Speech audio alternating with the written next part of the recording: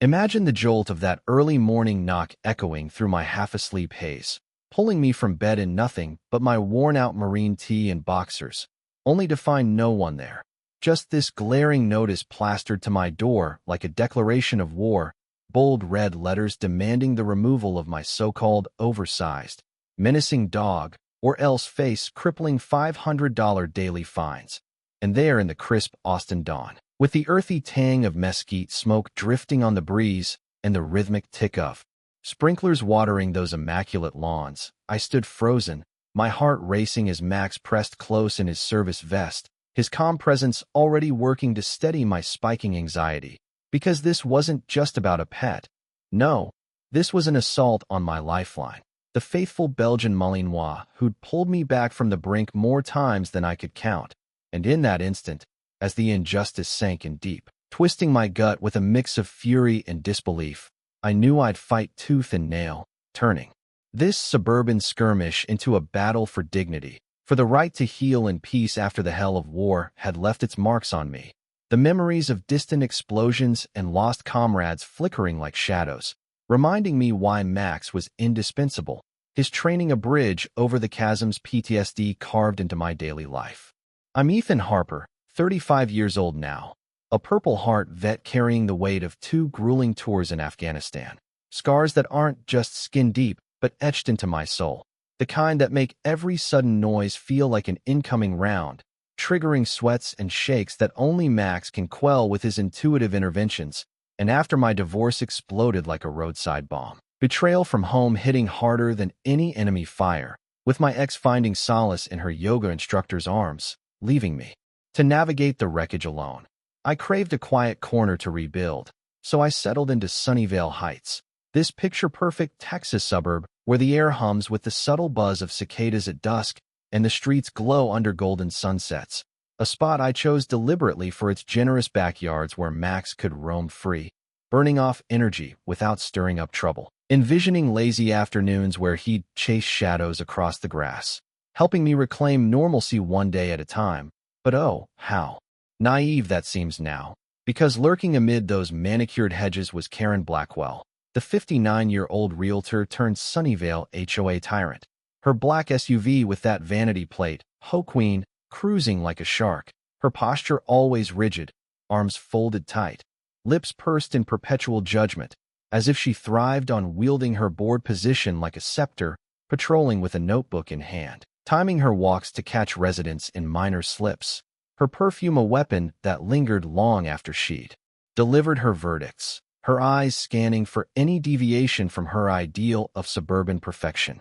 Max is no ordinary dog. He's my 5-year-old partner in survival, a Belgian Malinois honed by $45,000 worth of VA training to detect my PTSD flares before they erupt, applying deep pressure with his weight when my breaths come short and ragged, navigating me through overwhelming crowds that morph into chaotic battlefields in my mind, even waking me from nightmares with precise, gentle insistence. His fur a comforting constant against the isolation that trauma brings, and as I reread that violation notice, crumpling it in my fist while Max sat vigilant at my side, a soft whine escaping him as he sensed the storm brewing within me, I couldn't help but let out a bitter chuckle at the absurdity. A decorated veteran, who'd dodged bullets and bombs, now facing eviction threats over a dog who embodied quiet heroism, and deep down, in the quiet recesses of my thoughts, I wondered how many others had crumbled under such petty power plays, their stories untold, their fights surrendered, vowing silently that I wouldn't be one of them, that this would be the hill I'd defend, not with guns but with unyielding resolve, drawing on the discipline forged in deserts far away.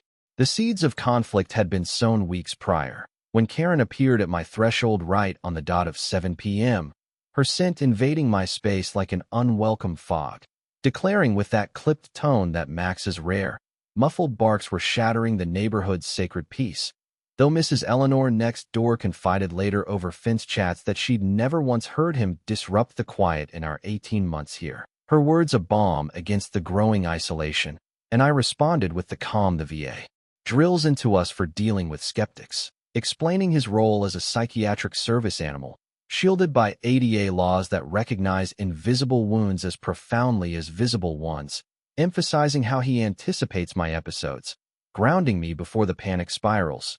But her response cut like shrapnel, eyes narrowing as she quipped, "Well, you don't look disabled to me," dismissing the battles fought in silence. And as she pivoted away with a chilling promise of "we'll see about that," delivered with a smile that didn't reach her eyes, I felt the old combat instincts stir, the hairs on my neck rising, knowing this was no idle threat, but the opening salvo in a campaign designed to dismantle my sanctuary, eroding the fragile peace I'd built brick by brick. Most folks in Sunnyvale Heights were solid, like Mrs. Eleanor baking treats for Max and sharing tales of her husband's Vietnam days. Her empathy a rare light in the suburban uniformity, the Sanchez kids idolizing him like an action hero, their laughter a reminder of innocence I protect. Even Tom the mail carrier pausing to give him scratches, his routine stops becoming small anchors of normalcy. But Karen had her grip on the Sunnyvale HOA board, swaying 3 key votes: Frank the retired detective with his lingering cop swagger, Patricia the numbers cruncher viewing life through ledger lines, and Mike the contractor indebted for business referrals, turning the group into her personal enforcement squad. And she'd been plotting, using a single late-night bark at a scavenging possum as her excuse, captured on her ever-watchful ring cam like evidence in a spy thriller, twisting it into a covenant breach with surgical precision, her notes meticulous, her intent clear, to isolate and expel. Diving deeper into the archives that night, my IT forensics background from military intel proving its worth, I uncovered the tampering. The 2007 founding documents explicitly exempting service animals from size or breed restrictions, yet the 2020 online edition had erased that clause in a so-called routine update. No vote records to back it, just a digital sleight of hand likely from Karen's hand, a betrayal of trust that fueled my indignation.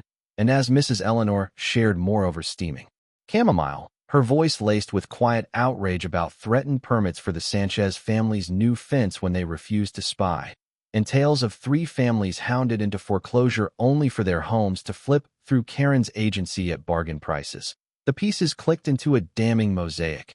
This wasn't mere neighborly nitpicking. It was a predatory scheme profiting from forced distress sales, preying on those who didn't fit her polished vision of suburbia, exploiting vulnerabilities for gain.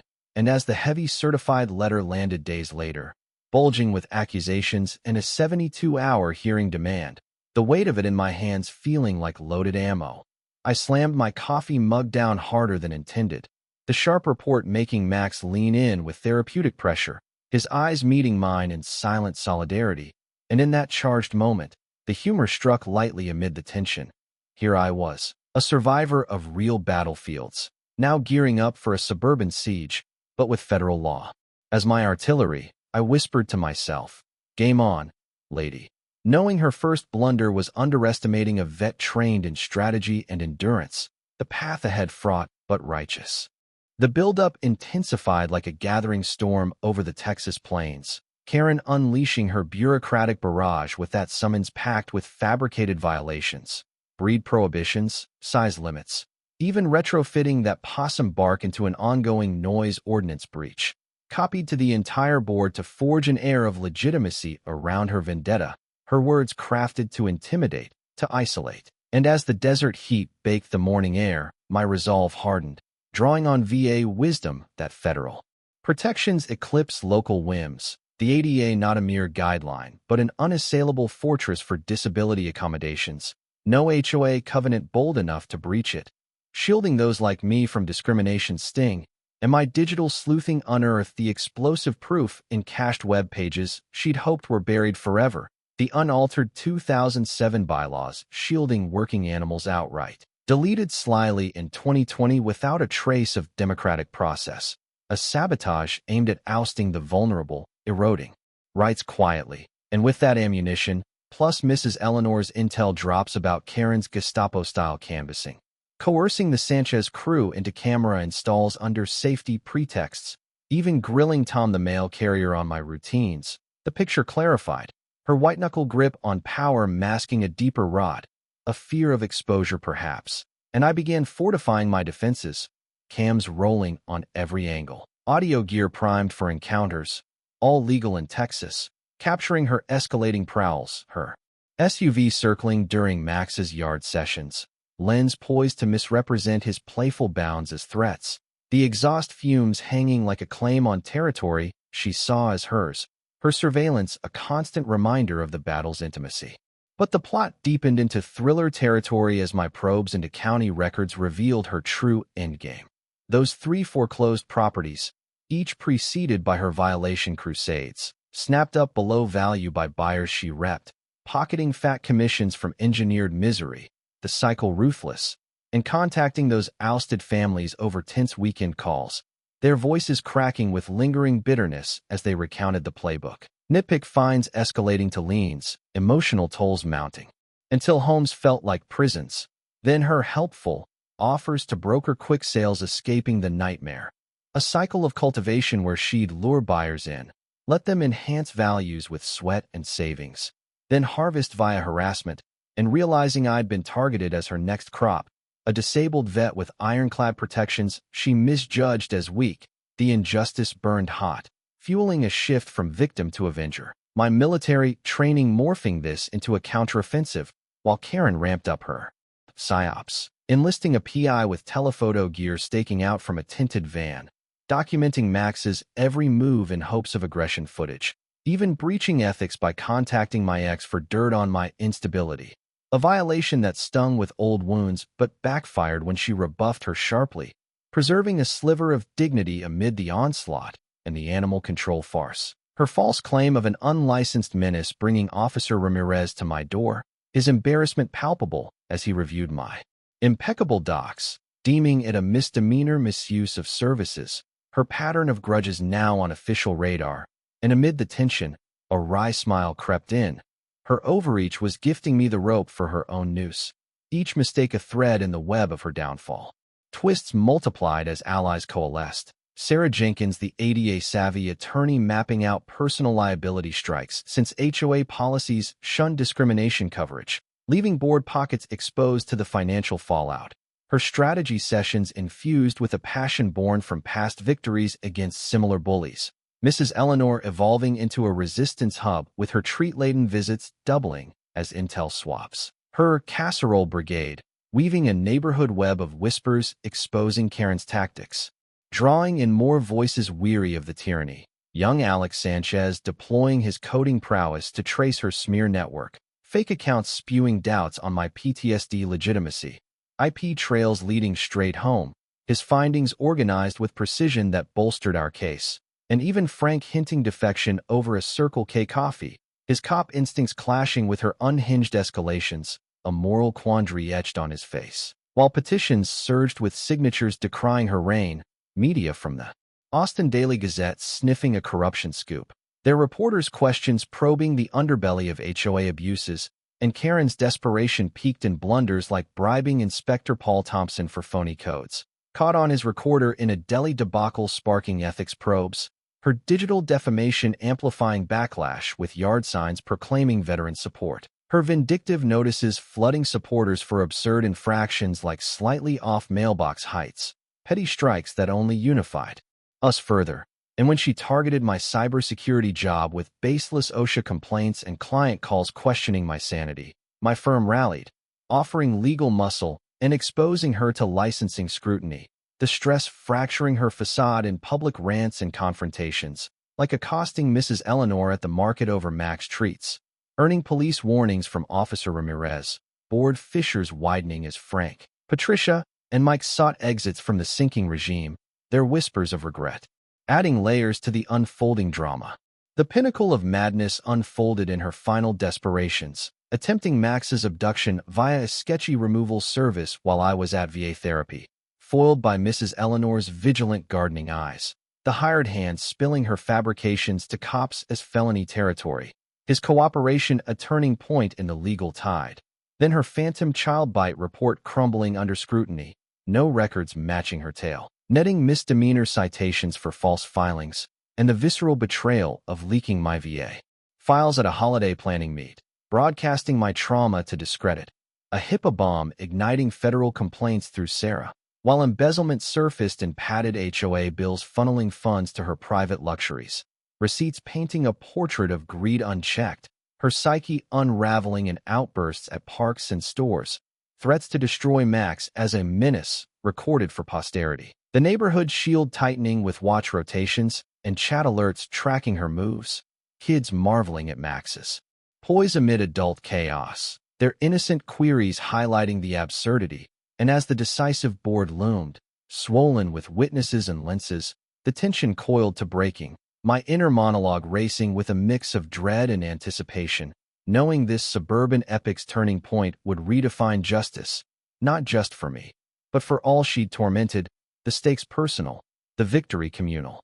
The clubhouse confrontation erupted like a cinematic crescendo, over 90 residents crammed in with vets standing sentinel, media rigs capturing every beat, the atmosphere electric with sweat and resolve mingling under fluorescent hums, Karen wielding her gavel in a power suit masking her tremors, voice shrill as she asserted HOA dominion over federal mandates. A fallacy that had Sarah Jenkins poised like a predator, her notes brimming with precedents ready to dismantle the delusion. And as I advanced with Max vested and steady, the room's energy surged in waves of support. Mrs. Eleanor leading testimonies with her heartfelt plea for compassion over cruelty, her words evoking the shared humanity we'd nearly lost. The Sanchez petition unfurling stories of unity against bullying, each signature a testament to awakening solidarity. Dr. Emily Ross affirming Max's elite demeanor and her vet expertise, detailing his responses as textbook perfect. 3 fellow warriors rising in mute, backing that choked the air with emotion, their presence a silent rebuke to doubt, and laying bare the harassment chronicle, demystifying ADA shields in plain terms. I watched realizations dawn, neighbors grasping the profound unfairness, the tragedy of a hero persecuted for seeking solace, the bonds of family and community fraying under her iron fist, yet mending through our stand, the collective gasp as patterns emerged. Sarah's dissection was masterful, unveiling the right suit with stark warnings of uncovered liabilities, board members squirming as six-figure risks loomed personal and unforgiving, her delivery calm, yet cutting, exposing the financial perils of complicity, and Karen's implosion ignited spectacularly, interruptions devolving into screams of fraud and disbelief. Her denial of my service a raw wound exposed on camera, the room boiling as defenders rose, Frank renouncing her publicly with remorse. His apology a crack in the facade, Patricia motioning no confidence, Mike scrambling clear, the Austin Daily Gazette pouncing with queries on her own infractions, her stammered admission of elite exemptions a self-incriminating gem, and dropping the dossier. Encroachments, zoning breaches, embezzled funds, sealed her fate, documents fluttering like confetti of corruption. Officer Ramirez striding in to slap the restraining order, flipping victimhood script in dramatic flair, the papers rustle, symbolizing shifted power, the votes tumbling.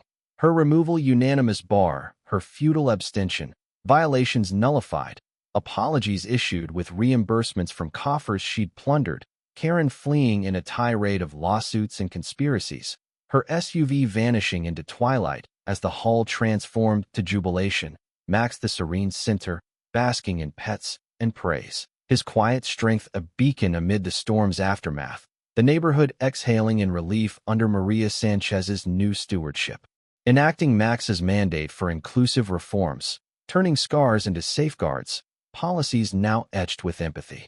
Justice cascaded in satisfying waves over the ensuing months. Karen sentenced to probation for deceits and breaches, her community service at vet rehabs a fitting irony that almost drew a chuckle from the depths of my healed wounds.